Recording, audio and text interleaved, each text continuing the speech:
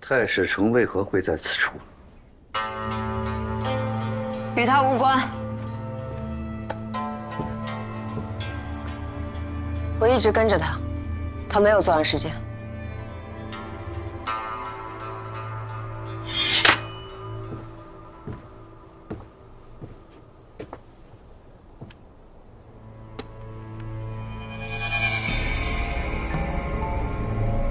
县主可认识？太史城怕谁？是右相侄女，九娘崔曼淑。原本还准备明日找她论话，竟然死了。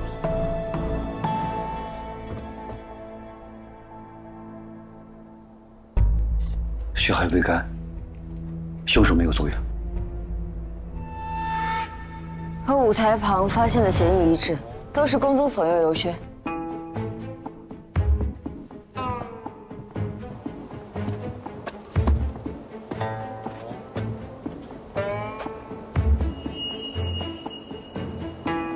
应该是往那边去了。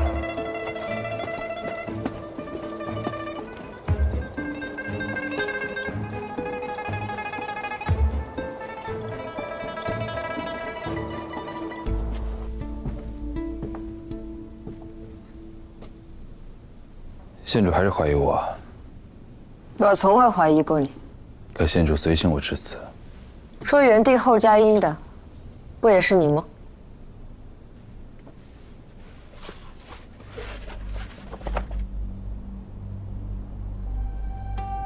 这院子并未在地图上标出。方才我与顾司时经过此处，距离水渠的位置很近，离火药铺子也不算远，却在地图上未见标识，如此隐蔽，想必是凶手特意选定的。我听说过有人可依计寻人，太史城竟也有如此本事，我当真没有看错人。可还有其他线索？鞋印残缺，目前只有这些。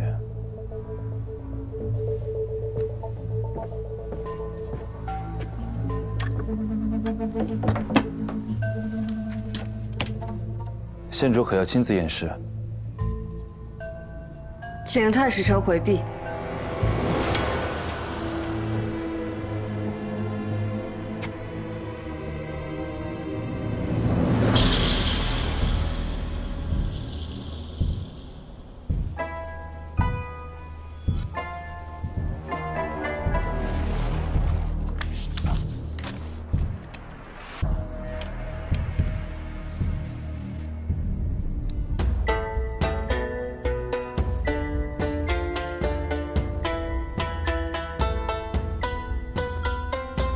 一刀刺在胸口，伤口足够深，才能流出这么多血。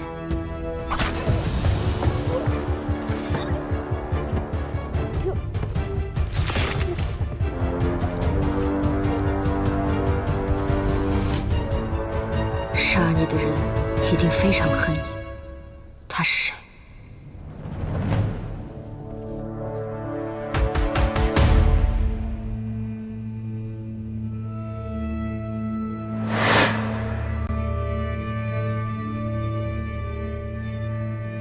这媳妇真漂亮，可惜了。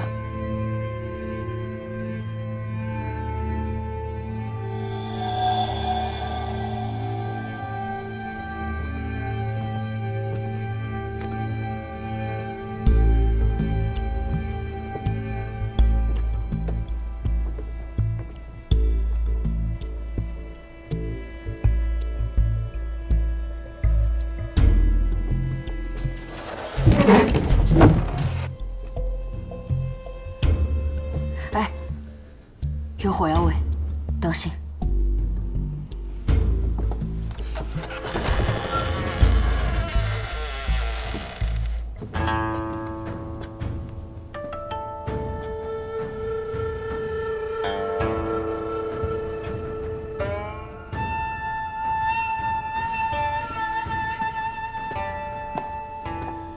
和舞台上的火药一样，这小院的确是凶手藏身的地方。从这些造脚印看来，此人确有6尺之躯，但游靴只有残印，无法确认这些脚印是否同属一人。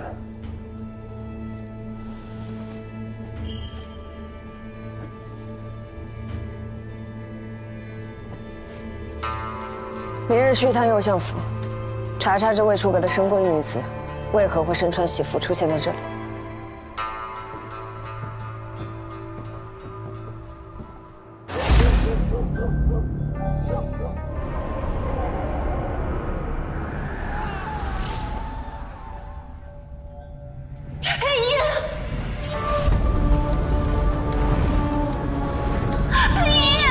婉顺，佩仪，阿娘，阿燕，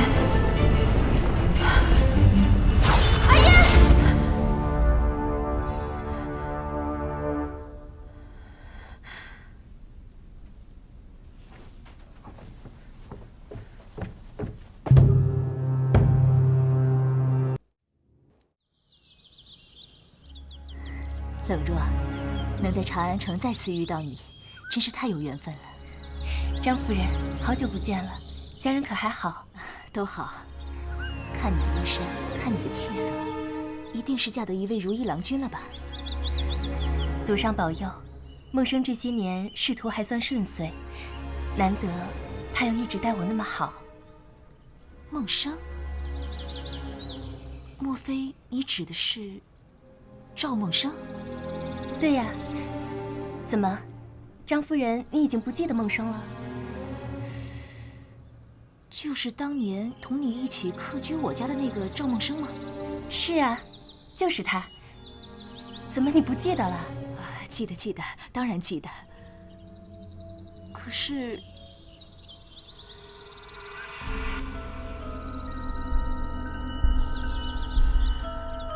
冷若，当初你是怎么到我家的？你可还记得？当初梦生高中进士，我同他一同赶往长安，路上遇到了大雨，幸好被您还有张县令收留。您的这份恩情，我一直都记得啊。不错，后来呢？后来我们就来长安了。冷若，你当真不记得赵梦生在来我家的第2天就突发疾病，死掉了吗？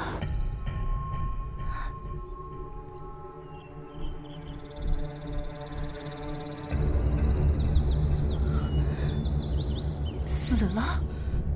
是啊。当初你为了此事还大病3天，寻死觅活，我好言相劝才将你救了下来。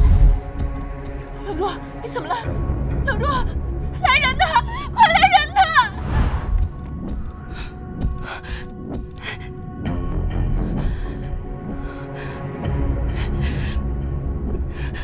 你确定你的丈夫是赵梦生吗？夫人，主人活得好好的，怎么可能死了呢？这不对呀！当初我们明明是亲眼看着他下葬的呀。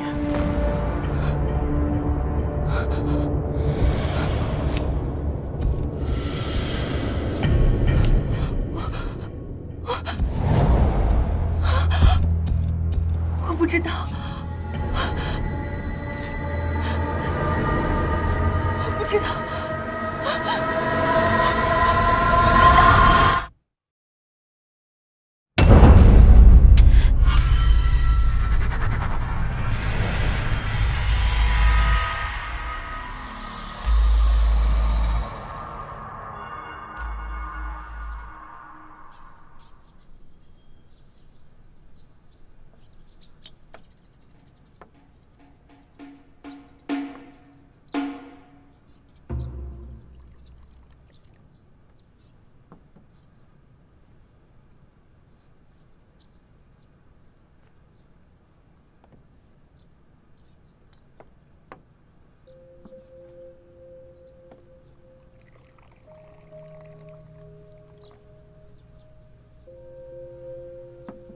夫人，帮我整理一下衣冠吧。好。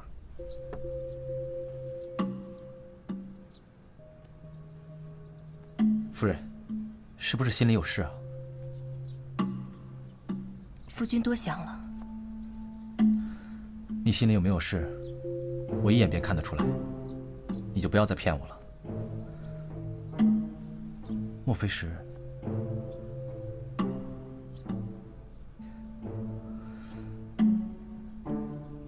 夫人有喜了。你又开玩笑了，时候不早了，还不快去？总之，夫人有什么事，不要压在心里，否则为夫可要心疼的。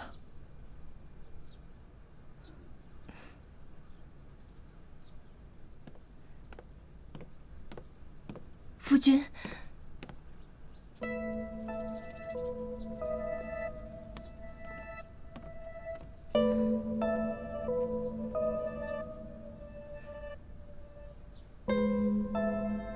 去吧。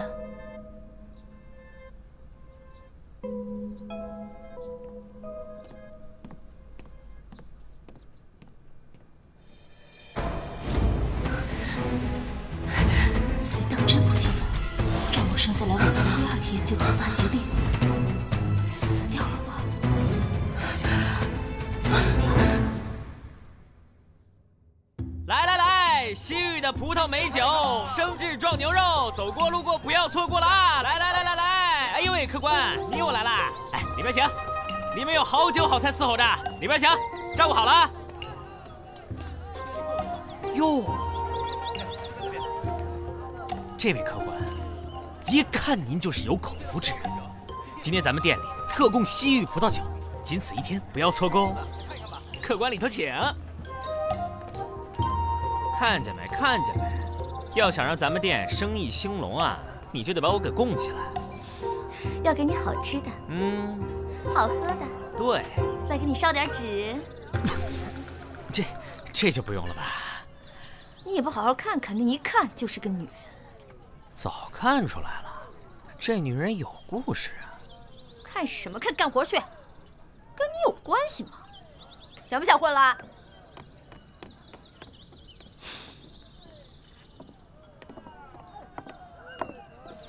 这位公子想吃点什么？我倒不想吃什么，请问萨摩多罗先生可在此地？萨摩多罗的18种使用方式，价钱都标在菜单上了。慢走啊！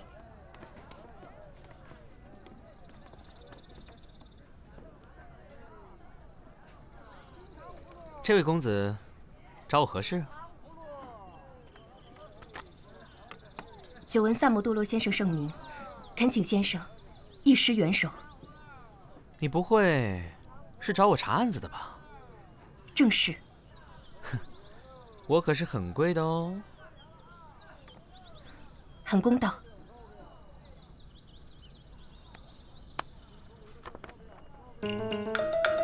那我都菜买了。这个你放心，若能查出真相，在下必定重谢先生。好，我接了。不过你还没有说是什么案子。此处人多口杂，还请先生一步。今日未时，请来西苑庭一趟，个中原委，在下再细细告诉先生。好吧，那咱们就一言为定。事情是这样的，我与夫君来到长安已经15年了。可是前几日经人提起，我才恍惚记得，我的夫君早就已经死了。这几天我的记忆越加清晰，我就越加害怕。这么多年陪在身边的，不可能是死人呢。那你怎么就确定，死的就是你丈夫呢？我的夫君赵梦生，多年前高中进士，我与他一同来到长安。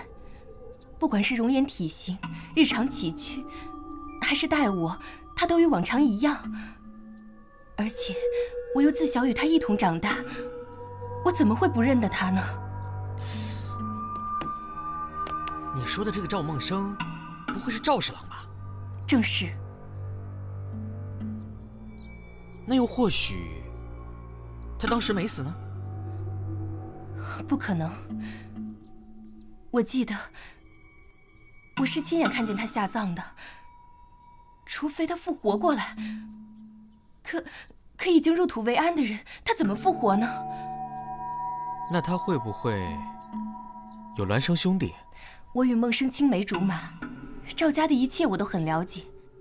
赵家只有这一个儿子。况且，凭我对孟生的了解，就算是孪生兄弟，我也一定能分辨得出来。莫非？莫非什么？是妖怪所变？哎，妖怪？那我还宁愿相信是易容术呢。易容术？真的有这种法术吗？不是夫人，易容术破绽太大，却不适合长期使用。夫人每日与他共枕同眠，就更不可能了。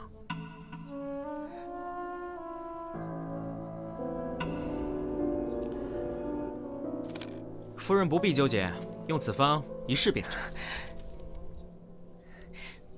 那太好了，多谢先生，真是谢谢先生。谢倒不用，就是这个账我已经和四娘结过了。什么？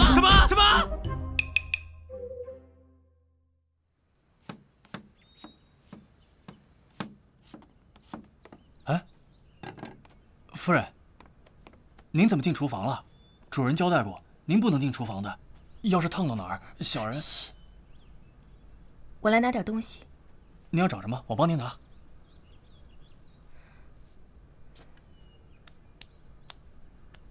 有没有碱？有。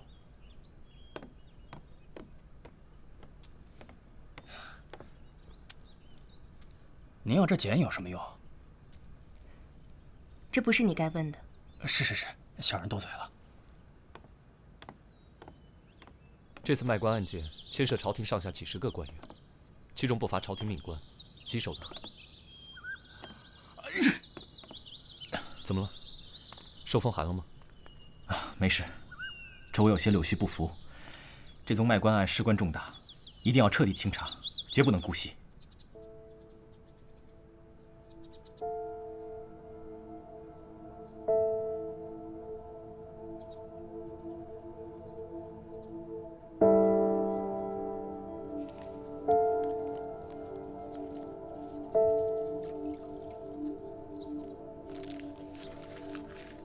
夫人，夫人，你回来了，怎么回事？脸色这样难看。哦，不打紧，可能是初春季节受了些风寒。我正好用温水烫了一条毛巾，你擦把脸吧。还是夫人想得周到啊。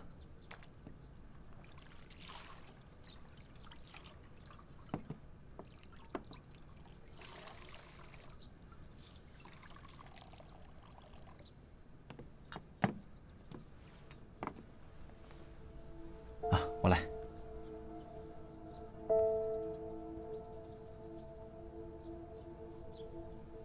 夫人，你今天是怎么了？没什么。你最近好像……是不是因为我忙于公务，忽略了你，心里委屈了吧？你身居要职，忙于政务也是应该的。等这宗卖官案查完，我就好好陪陪你。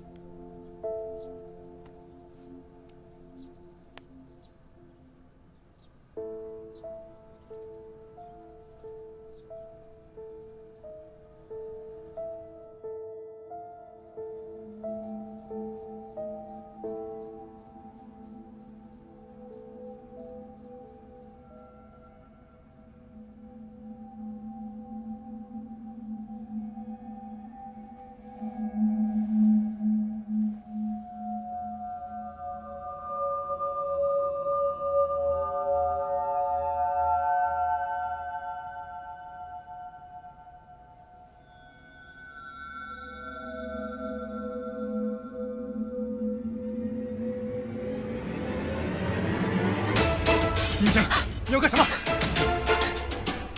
孟生，是我，是你的娘子冷若。胡说！我不会这样古怪。你到底是谁？快说，否则我杀了你！真的是我。当初你决定试试，我为你缝制的香袋，上面的字“勿忘初心”，是我亲手绣上去的。真的是你，冷若，你怎么会？都是我的错，我不应该怀疑你。怎么了？到底发生什么事了？你还记得张夫人吗？就是张县令的夫人。我们来长安的路上，暂住过他们家。记得。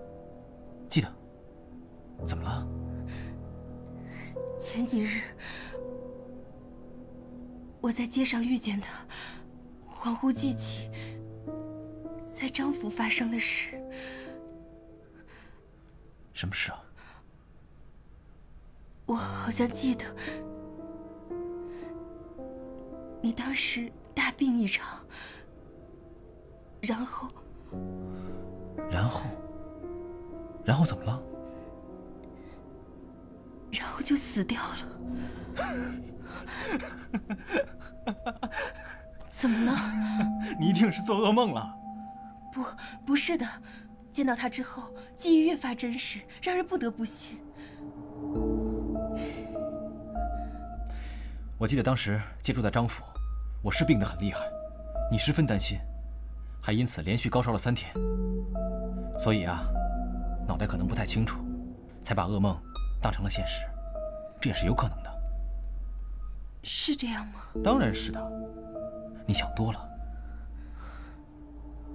难道说，在你面前的我，还能是鬼不成？哪有说自己是鬼的？就是。好了，不要再胡思乱想了，已经不早了。我明早还要上朝呢。啊。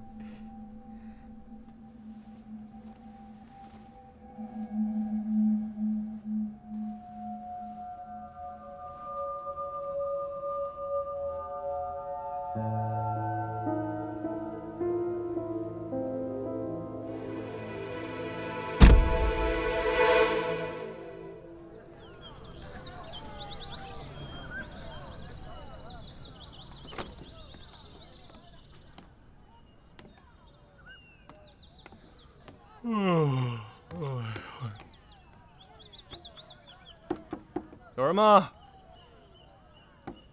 有人吗？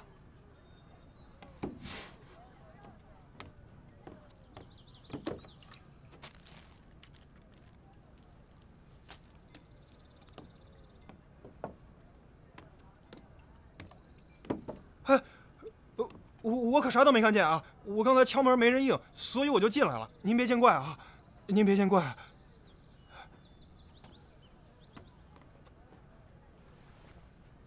唉。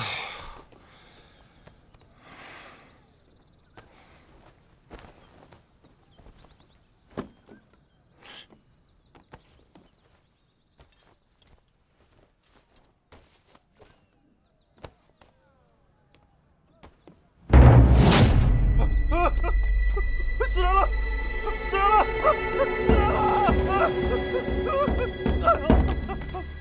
死人了！死人了！谁会对一个女人下毒手啊？张夫人的丈夫张县令，前几日刚因为卖官案被问斩，我觉得8成是因为张夫人知道些内幕要灭口，所以我觉得这个人必须得查出来。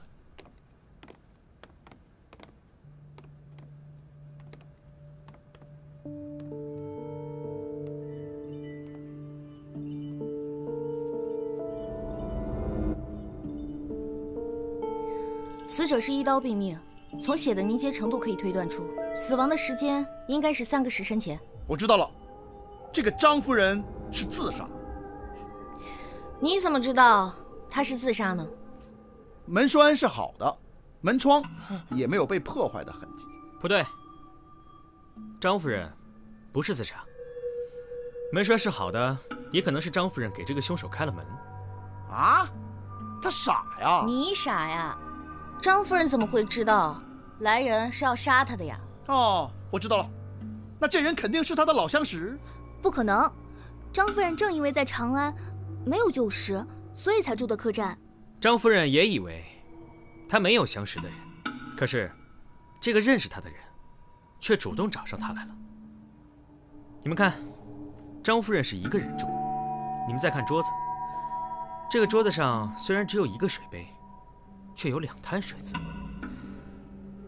一个人喝2杯茶，不是很奇怪吗？所以种种迹象都表明，张夫人认识凶手，还亲自款待了他。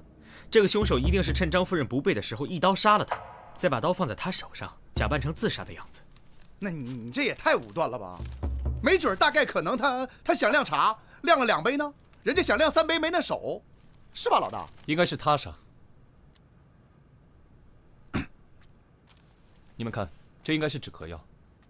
如果他想要自杀，还买药做什么？小二，昨天晚上有谁来找过张夫人吗？这楼下就是餐馆，楼上就是旅店，这人来人往的，谁也没注意这个呀。哎，你去哪儿？我之前接了个案子，路上说吧。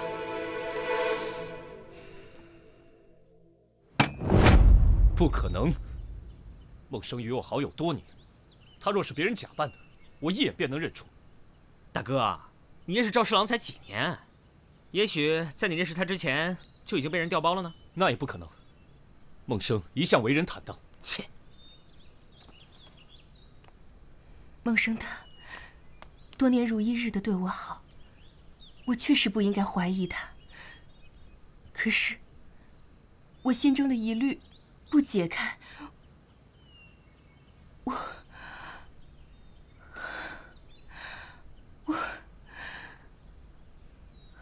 现在看来啊，这个张夫人和张县令死无对证，再没人知道赵梦生是怎么死的了。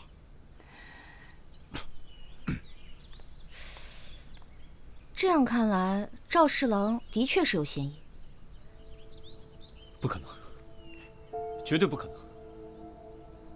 孟生性情温和，平日里他连鸡鸭都不敢碰。哎，不叫的狗咬起人才凶呢。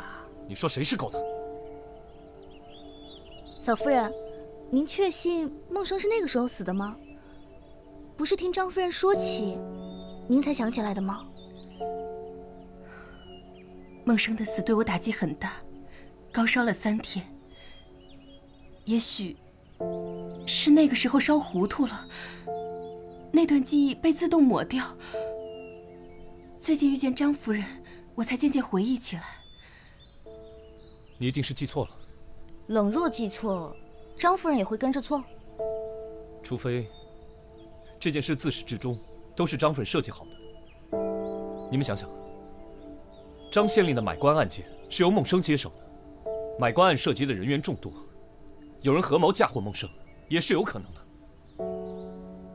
嫂夫人太单纯了，或者他们早就知道你是孟生的妻子，利用张夫人有恩于你，以此接近你，于是便上演了这出嫁祸的好戏。就算他把一切都设计好了，那赵夫人的记忆又是怎么回事呢？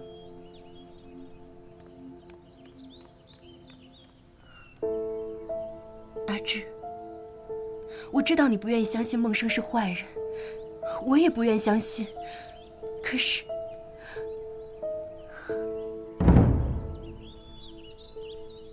我一直都不记得这道伤痕是怎么造成的。我自小没有受到过半分委屈，实在是想不起会发生什么事情造成如此深的伤痕，除非我那时真的动了轻生的念头。那如果自杀是真的，那赵梦生肯定是死了的呀。我们别在这废话了，去找找赵梦生的坟墓。是人是鬼，不去见分晓了吗？你小女孩家的，除了挖坟墓就是找尸体，以后谁还敢要你啊？要你管！我赞成。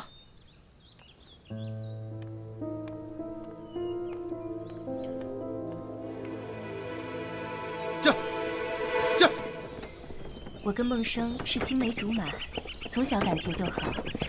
当初孟生去应试，我心里其实是不情愿的，因为大家都说他高中进士后一定会忘了我。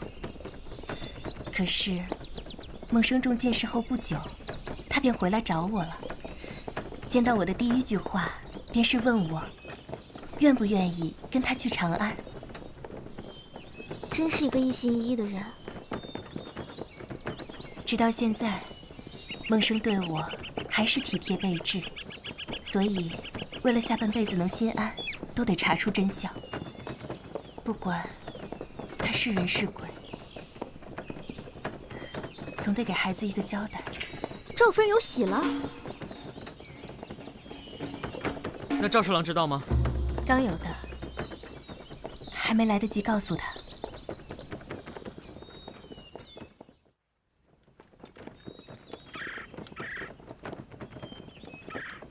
来人，四处查看一下。是。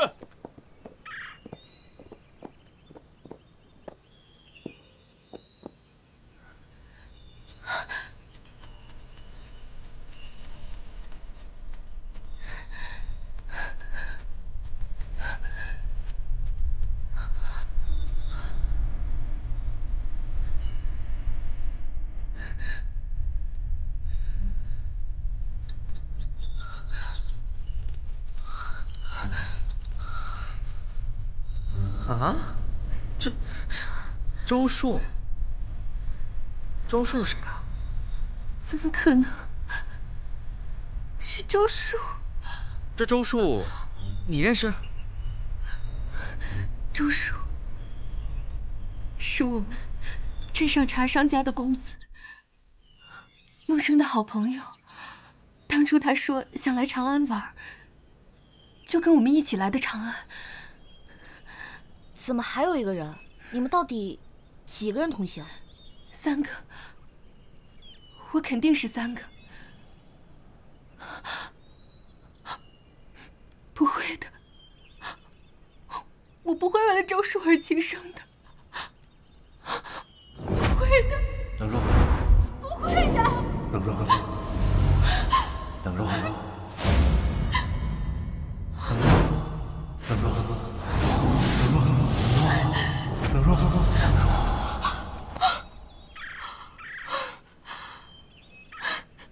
你还记得周树是怎么死的吗？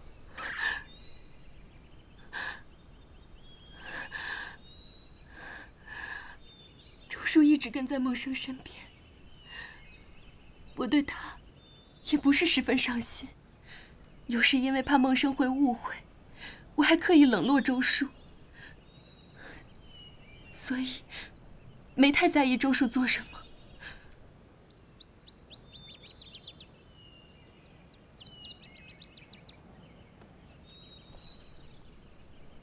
看来这里经常有人来祭拜。来都来了，还是验尸的好。你开什么玩笑？这荒山野岭的，谁帮你挖坟啊？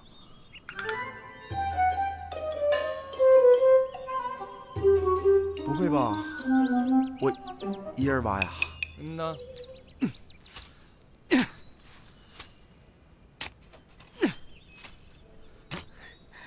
周树。怎么可能会是周树？这怎么可能呢？夫人，你再好好想一想，对周树的死，你一点印象都没有吗？我的记忆好像有一段空白，我知道一定发生了很重要的事情，可是我就是想不起来了。想不起来就不要想，可能当初死的就是周树。怎么样？有没有线索？方圆几里都已经找过了，根本没有赵梦生的坟墓。吉贝爷，验尸这事儿就不用我了吧？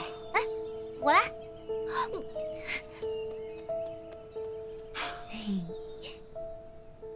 哎，我知道了，我知道了。知道了你说呀，卖什么关子呀？小妹妹，这个习气可不好。学点萨摩身上的优点，别净沾染些坏风气。他有什么优点啊？哼，去！没好处啊，没好处你们就别想知道。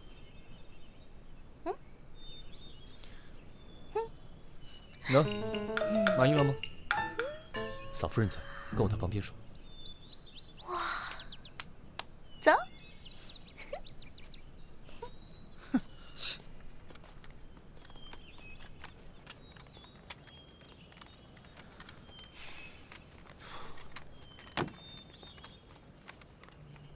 冷若说赵梦生是怎么死的？赶上大雨，受了风寒。那这个不是赵梦生啊？为什么？这明显是砒霜中毒而死啊！你是说周树是被人毒死的？废话，难道自己没事儿吃砒霜解闷儿啊？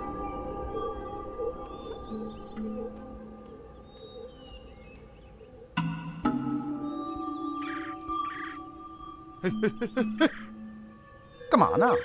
我可看着呢。别废话，回头请你喝酒。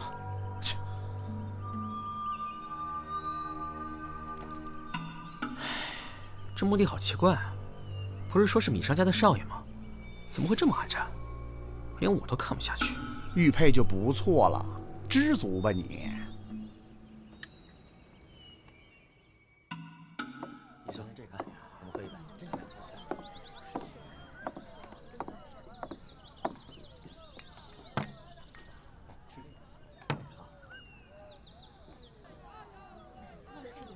怎么，是咸菜做的不好吃呀？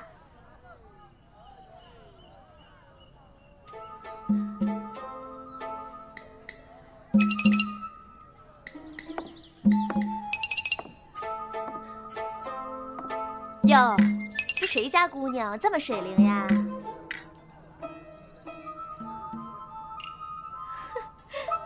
这一个个的跟点了穴一样，奇了怪了。一个身份没查清，又毒死一个。如果孟生死了，那尸体呢？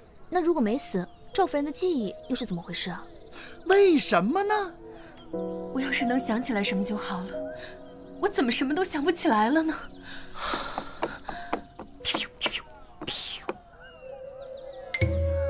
你们都被解决了啊！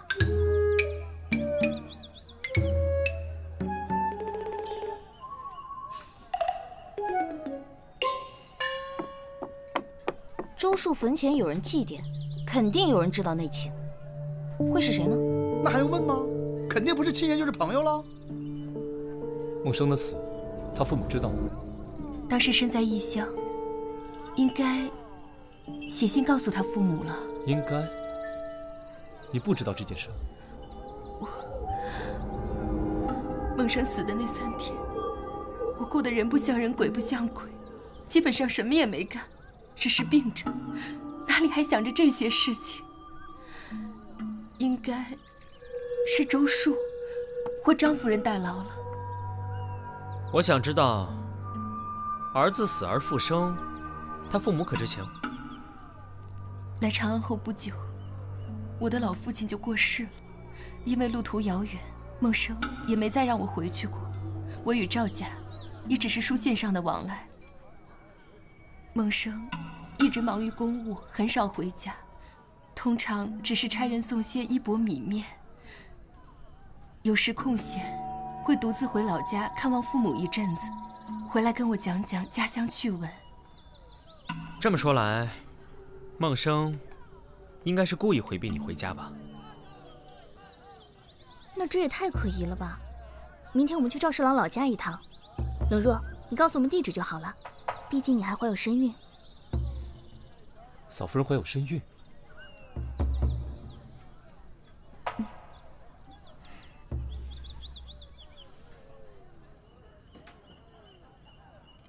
不信今天就征服不了你们！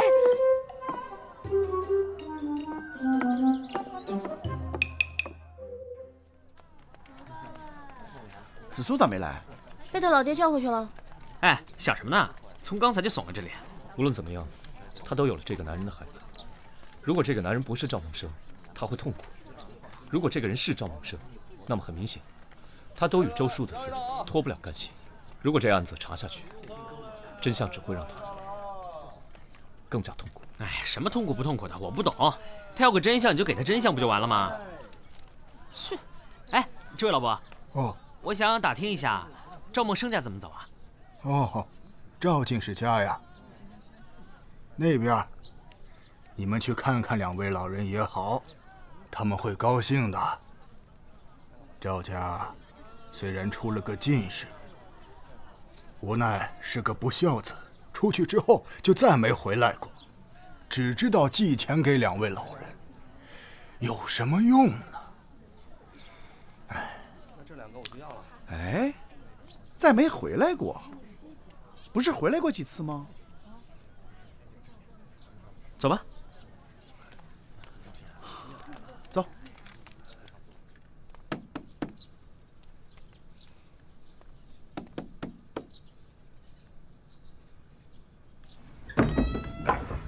嗯？看不出来嘛，原来赵侍郎父母还是爱摆弄花草的人啊。儿子都不回来，还不就只能摆弄摆弄花草？是啊。等一下，我感受到了一股气息。还真是，长安城少有的清新的气息。不对，是新鲜的死亡气息。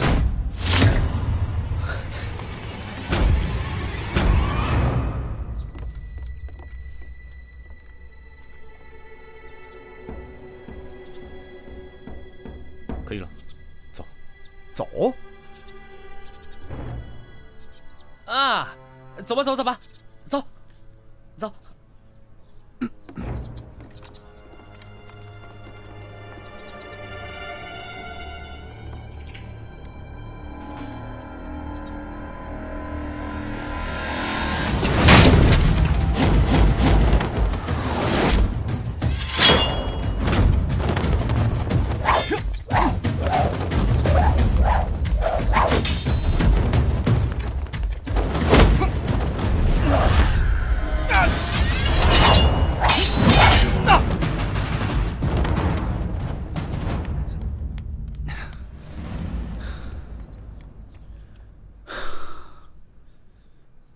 这应该是个职业杀手，我们一定要查出他背后的主使者。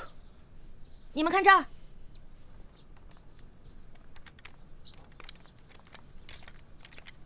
这是我在屋里找到的，这是嫂夫人，这是赵梦生。那这个男人是谁啊？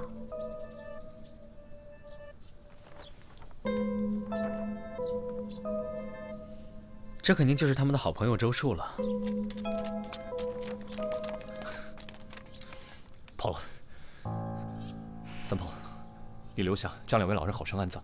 啊！又是我，我都快成专业送殡的了。我可以帮你啊。用不着。好，那你也留下。哎，走走走走走，走了。哎呀，快快快快！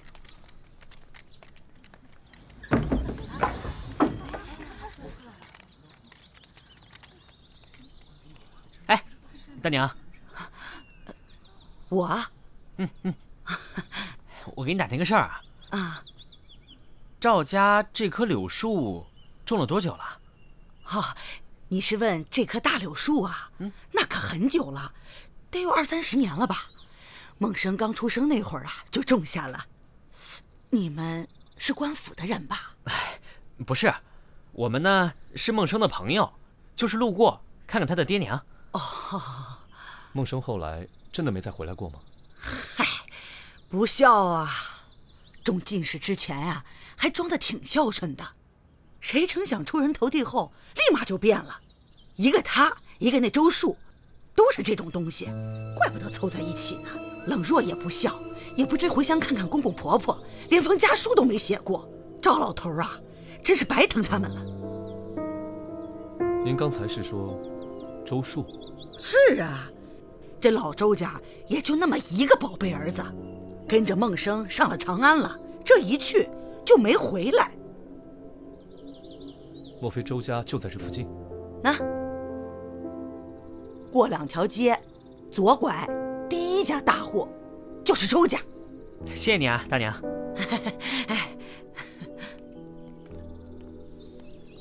这样看来，冷若的信并没有到梦生父亲手里。反正不管怎么样，现在的梦生一定是在试图掩盖些什么。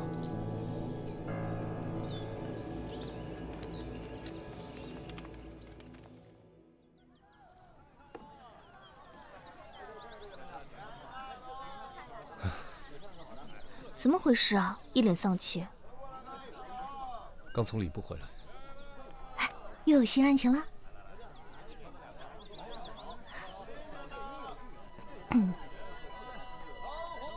梦生他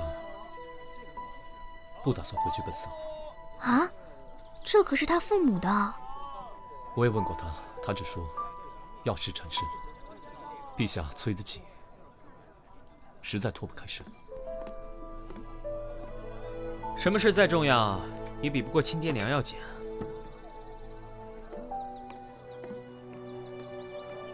或许赵侍郎真的有某种不得已的苦衷，所以才多年不回家。我知道了，我知道了，我知道了。你知道什么了？这个案子我破了。怎么可能？开玩笑吧？哎，还真别瞧不起人啊。三炮，你说说看。我在集市上听说了一种强力曼陀罗，吃了以后找人做法移魂，给出暗示，就能让对方把做法人说的都当成真的。就是催眠嘛。你是说赵夫人被催眠了？子苏，你当时认为张夫人不是凶手，那是因为你认为张夫人没有办法改变赵夫人的记忆。错，当然有办法，只要吃了这种药，睡了以后，人家做法的人说什么就是什么。这也太邪乎了吧！证据呢？没有证据，一切免谈。张夫人的客栈已经被清理干净了，上哪去找证据？不过非要那么解释也能够解释通。当初我们在客栈搜出了一副止咳药，而其中有一味非常重要的药材正是曼陀罗。这样就全通了？对，都通了。要不咱去药店再查一查？嗯，走吧。走。我也去。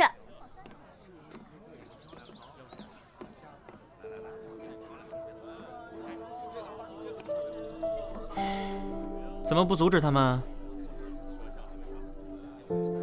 三炮说的也并不是全无道理。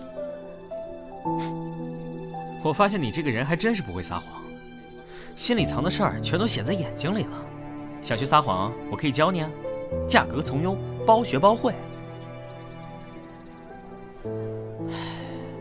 再铁的兄弟犯了法，也不能包庇。算了，我也别瞎操心了。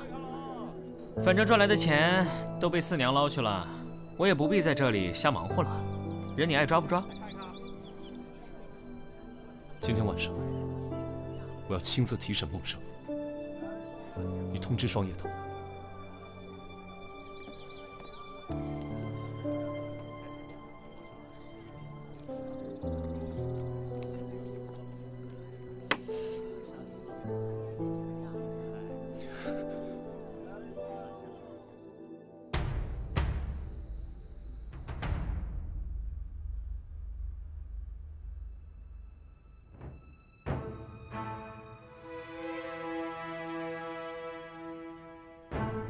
前阵子我和你在小径散步，你不停打喷嚏，你对我说是花草柳絮不符。可赵家门前的柳树种了那么多年，如果赵梦生对柳树不服，他爹根本不会种下那些树。如果你真是赵梦生，怎么可能对自家门前的花木不服呢？还有，三炮打听到了一种名为移魂的法术。移魂，也就是深度催眠。嫂夫人的确被移魂过。不过，并不是张夫人，而是周树。周树与赵梦生冷若从小一起长大，恐怕早就倾心于冷若。只可惜冷若只对赵梦生上心，担心赵梦生误会，刻意冷落周树。由于是好友，周树只能把这个心思烂在肚子里。赵梦生考取进士后，周树以云游四海为由，一同奔赴长安，借机在途中毒死了赵梦生。之后，周树托人将冷若移魂，把冷若的记忆修改，让他把周树和赵梦生的身份进行兑换。你是说，梦生是被毒死的，不是偶遇风寒吗？我根本没听过什么移魂术，你们宁愿相信一个江湖传言，也不相信我这个人吗？你知道，我从来不会空口无凭指证一个人。舒儿，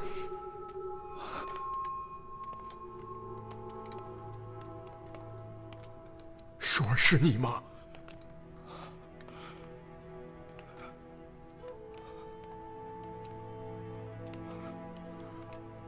舒儿，是我的舒儿，舒儿，舒儿，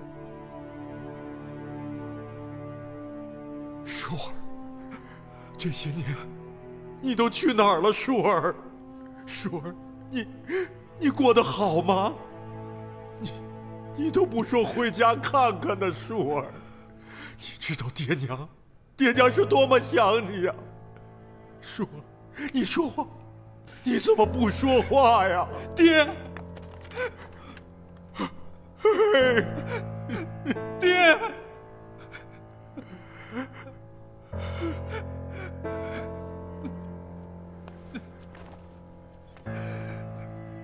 舒儿不孝，舒儿不孝，舒儿无时不刻不再挂念着爹娘，但舒儿现在没法回头了。现在好了，现在团聚了，现在我们终于团聚了。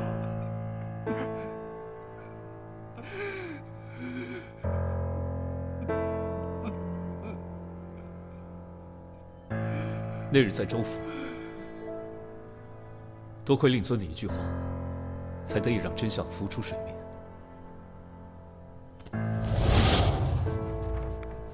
你看一下，这里边可有周数啊？哎，这就是我的舒儿。其实第一次看到这幅画的时候，我便觉得有些奇怪。这幅画上冷若坐在最左边，按常理，冷若与孟生两小无猜，孟生应该坐在他旁边，可事实却是周树坐在他的旁边。你们不觉得很可疑吗？我们都知道周树是周家公子，穿戴定比孟生好上几倍，而画上的孟生腰间玉佩，反而比周树的还要大，还要气派。这只能说明中间的这位根本不是周树，而是孟生。你因为担心露出破绽，不敢回乡，只能通过寄钱的方式弥补心中的愧疚，让死去的好友担着不孝的罪名，恐怕你也并不好过吧？你还不惜把孟生的墓碑换成自己的名字，再也不踏进家门，凭着对赵孟生的熟悉，模仿他的一切，让真正的自己死掉。你本以为远离家乡就能瞒天过海，却不料张夫人恰巧来到长安，揭穿了这一切。舒儿，舒儿啊，你这又是何必呀？怪只怪我一时鬼迷心窍。我们仨自小相熟，可在冷若眼里，我永远都比不上赵孟生。没想到，一个偶遇的江湖道士，改变了我的命运。他告诉我有一种移魂术能修改记忆，让我变成冷若心爱的人，这对我太有诱惑力了。于是我杀了赵孟生，娶了冷若，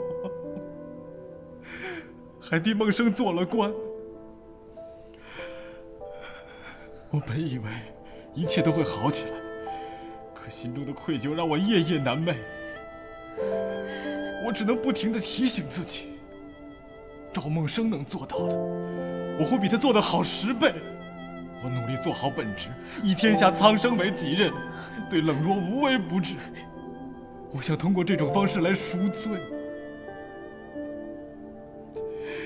可是这么多年来，我每一天都在经受煎熬，我没办法回乡探望爹娘，哪怕远远看1-2眼，也要谨慎再谨慎。我更对不起赵伯父、赵伯母，对不起我爹我娘，对不起孟生，我更对不起冷若啊！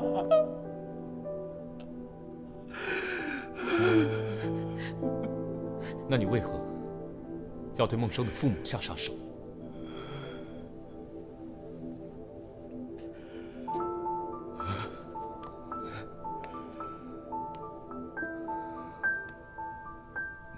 我知道，我罪大恶极，但我还没可恶到那个程度。不过，他们的死确实跟我有关系。其实，这不过是一场交易，我们各取所需罢了。他们需要我当官，在为官期间帮他们。舒儿，孟生。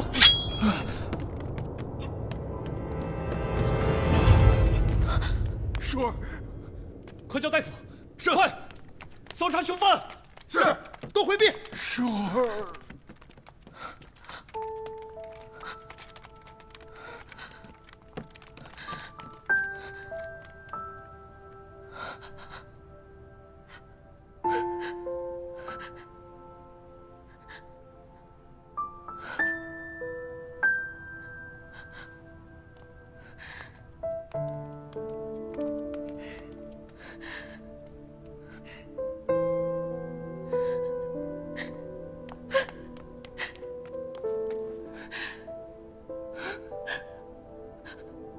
梦生，梦生。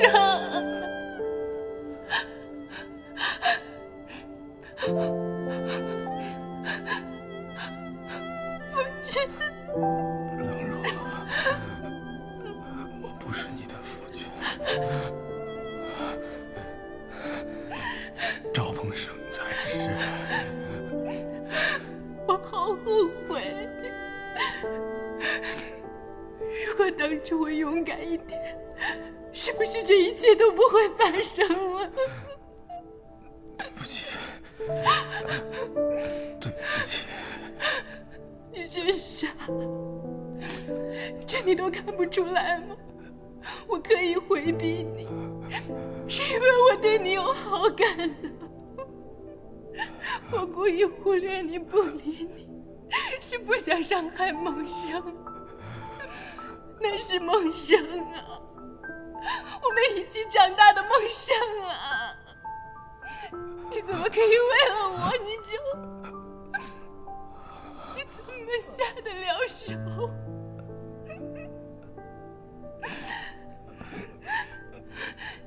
你得活下去，我要你活下去。我和你一起赎罪，夫君，我求求你活下去好不好？你不要把我和孩子孤零零的留在这个世上，没有你，你让我们怎么办？求求你活下去好不好？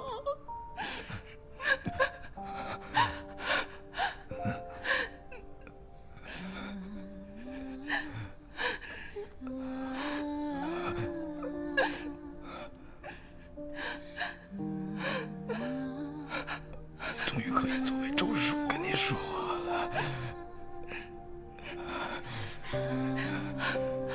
你和灵儿一定要活下去，答应我，答应我。